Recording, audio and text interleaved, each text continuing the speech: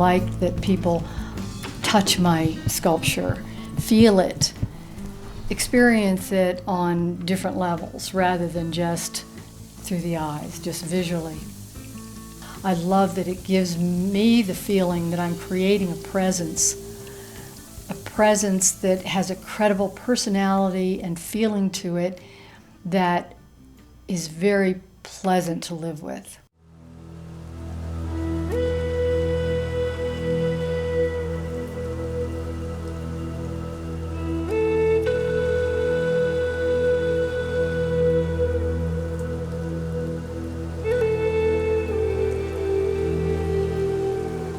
I think the consistency of my work is in the concepts, in the underlying concepts that I work with. And they're like these threads that run through all the different styles that I do, but they're threads that kind of interweave with one another.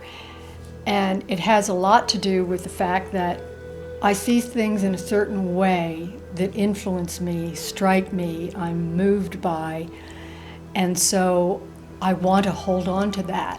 And for me, the way I can do that is to create a sculpture.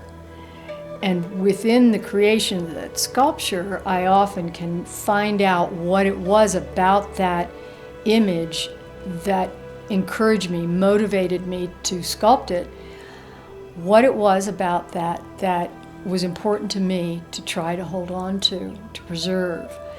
That's where the personal satisfaction comes in, is when I work on something that surprises me and tells me something about myself and the greater connection to that collective consciousness, because it's not just something I've experienced.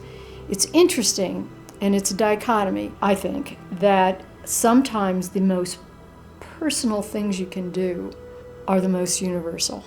It's really multi-layered in terms of the gratification I get from a completed piece. And the next stage of that is sharing it and seeing what other people recognize in that piece that they can identify with, they associate certain feelings with.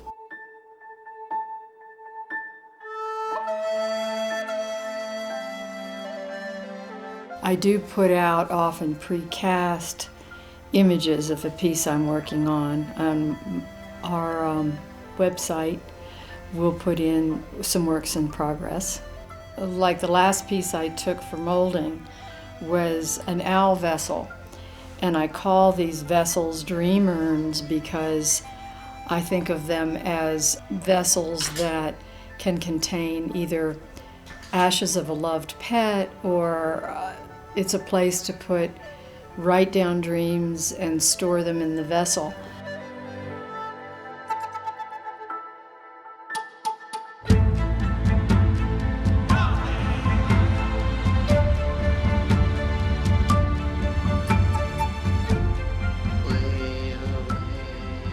The sculpture I'm working on now, it's of a horse that was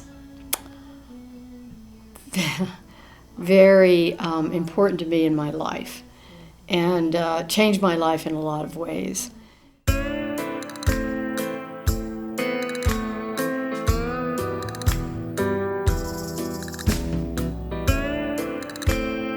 I plan on doing for Legacy some precast images so people can see them in advance in the clay stage. And then when I finally get them cast in bronze and in patina, that transformation is often very interesting for people to see, how different it is once it's made into bronze.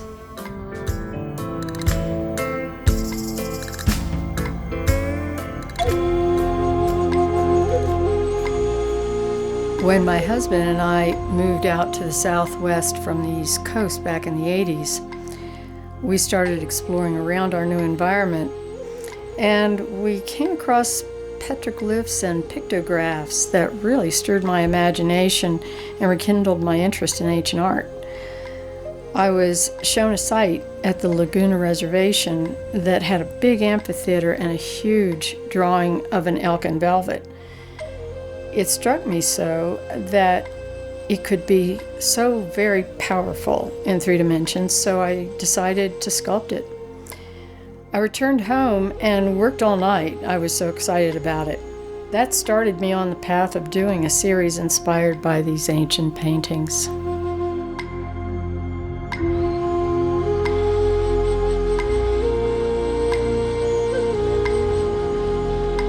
I do have the belief that we can imbue objects with energy.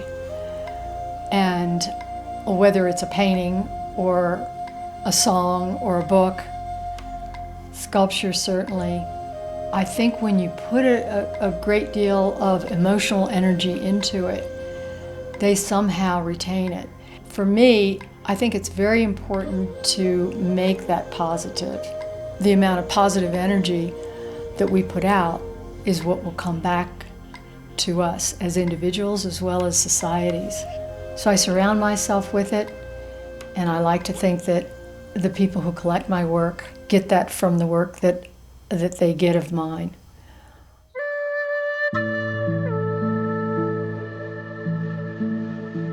I have built my life around my horses, my animals, and my art. I feel like my passion for life comes from that, from the horses and my animals and the environment. I love being a steward to this amazing property where I live. I've always loved having my hands in the dirt and gardening and being a part of nature that way. I love having nature so close. The ravens we have are like friends, the wild ravens that are around here. We have coyotes who cross the property on a regular basis, and the other birds. It's all so important for me to stay grounded. We live in a world that has a lot of very seductive things to disconnect us from nature, and I don't ever want to lose that. Interestingly enough, I've always been an extremely energetic person, always in motion. And yet what I've created with my animals is for the most part, a lot of my animals are in repose. And what that does for me is it seems to have a peaceful effect on my energy levels that I like. And even though the energy that comes from the animals I have in repose, my mountain lions lying down, or the coyotes or whatever, is that their personalities become the issue in the sculpture, who they are, the characters. And there is, again, that thread of sort of an inner peace, an inner feeling of being okay with the world and in touch with the world. And that to me is very important as well.